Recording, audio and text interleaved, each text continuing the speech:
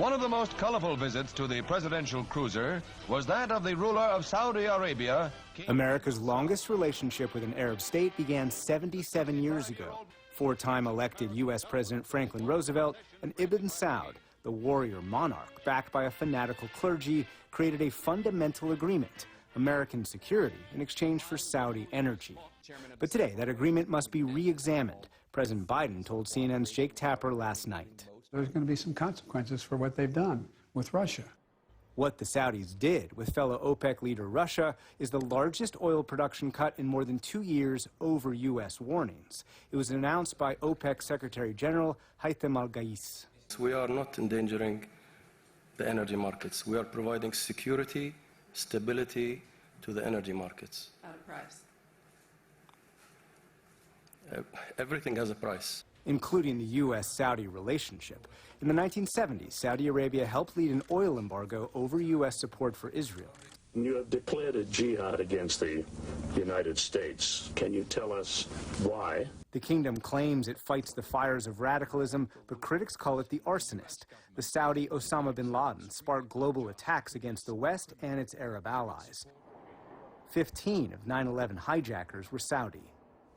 And decades of criticism of Saudi Arabia's poor human rights record crescendoed in 2018 after journalist Jamal Khashoggi walked into the Saudi Istanbul's consulate, was murdered, and cut into pieces. The U.S. intelligence community assessed the operation was approved by the kingdom's powerful crown prince and future king, Mohammed bin Salman. The following year, candidate Joe Biden promised punishment.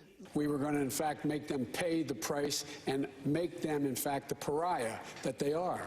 But that proved to be a speed bump that preceded this year's fist bump. President Biden and his team worked with MBS, an acknowledgement the kingdom has helped the U.S. for decades across continents. In the late 70s, Saudi Arabia provided crucial support for the Afghan Mujahideen to defeat the Soviet military and help collapse the Soviet Union. In the early 90s, Saudi Arabia invited the largest U.S. overseas deployment in decades. U.S. troops used the kingdom as a base to fight the Gulf War. After 9/11, the Bush administration held on to the alliance to cooperate on terrorism and target al-Qaeda. And in 2017, President Trump made Saudi Arabia his first overseas stop. Saudi Arabia and its allies helped shift U.S. regional policy.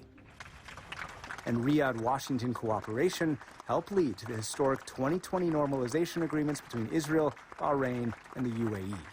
Today, the Biden administration is releasing our national security strategy. Today, the U.S. acknowledges it's well aware that the relationship provides benefits, but the administration will review the relationship and consult lawmakers, including Democrats, who today called for a one-year block on weapons sales. Saudi Arabia has broken trust with America, and it needs to come to its senses.